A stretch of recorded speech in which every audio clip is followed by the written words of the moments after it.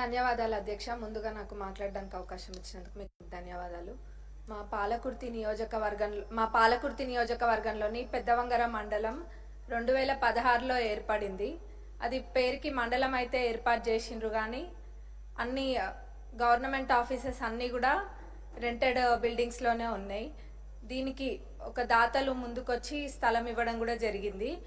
దాంట్లో MRO office already ప్రారంభించి 50% పనులు కూడా పూర్తయినాయి. మిగతా 50% పనులు ఏవైతే ఉన్నాయో దానికి 1 కోటి రూపాయలు అయితే ఆ బిల్డింగ్ సంపూర్ణంగా పూర్తవుతుంది. దానికి నిధులు ఇవ్వాలని సంబంధిత మంత్రివర్యులని అడుగుతున్నాం. అట్లనే అదే స్థలంలో ఎంపీడీఓ ఆఫీస్ నిర్మించడానికి కూడా ప్లేస్ ఉంది కాబట్టి దానికి కూడా శాంక్షన్ ఇవ్వాలి, ఆ నిధులు కూడా ఇవ్వాలి. అక్కడ పోలీస్ స్టేషన్కి కూడా స్థలం లేదు.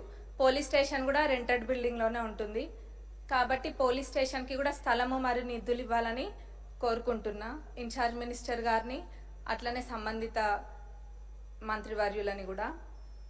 ఇంకా మా పాలకుర్తి నియోజకవర్గంలోని పాలకుర్తి మండల్లో బస్ స్టేషన్ అయితే ఎవరు పట్టించుకున్న నాదుడే లేడు ఇన్ని రోజులు. మొన్న ఒక పెద్ద యాక్సిడెంట్ జరిగింది. బస్సు లారీ 2 కూడా ఢీకొన్నాయి. అయితే అక్కడ ఒక పాలకుర్తి సెంటర్ అని ఉంటుంది. ఆ సెంటర్లోనే బస్ స్టాండ్ అనేది యూజ్ చేయకుండా ప్రయాణికులు అందరూ కూడా అక్కడనే బస్ ఎక్కుతారు. ఎప్పుడు కూడా ఆ బస్ స్టేషన్ అనేది యూజ్ చేయలేదు. మన ప్రభుత్వం అధికారంలోకి వచ్చినాక అక్కడికి వెళ్ళి అదంతా క్లీన్ చేయించి ఇక్కడ లేదు బస్ స్టేషన్ ఇక్కడనే వాడాలి, రోడ్ పైన ఉంటే ప్రమాదాలు జరుగుతాయని చెప్పి అక్కడ దాన్ని ఏదో అట్లా నడిపిస్తున్నాము. కానీ అక్కడ డెవలప్మెంట్ అనేది చాలా అవసరం. అది అసలు కూడా పరిస్థితి బాగాలేదు, శిథిలావస్థలో ఉన్నట్టుగా ఉంది. కానీ ఇప్పుడు ఏదో టెంపరీగా అయితే క్లీన్ చేసి పెయింటింగ్ అవన్నీ కూడా వేసిండ్రు. ఆ బస్ స్టేషన్ డెవలప్మెంట్కి నిధులు ఇవ్వాలని ట్రాన్స్పోర్ట్ మినిస్టర్ గారిని, ఇన్ఛార్జ్ మినిస్టర్ గారిని కూడా అడుగుతున్నా. అట్లనే అన్నిటికన్నా ముఖ్యంగా మా పాలకుర్తి నియోజకవర్గ ప్రజల చిరకాలపు కోరిక దేవాదుల కింద ఉన్న ఫేజ్ 3 ప్యాకేజ్ 6లోని పాలకుర్తి మరియు చెన్నూరు రిజర్వాయర్లది. దాని ద్వారా మొత్తము 77,890 ఎకరాలకి సాగునీరు అందియొచ్చు.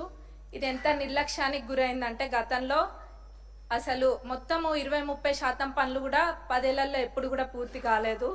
నేను గతంలో కూడా అడిగితే మన ఇరిగేషన్ మినిస్టర్ గారు సానుకూలంగా స్పందించి రివైజ్డ్ ఎస్టిమేట్ వేపిస్తే మొత్తం ఒక 1015 కోట్ల దాకా రివైజ్డ్ ఎస్టిమేట్ కూడా వచ్చింది.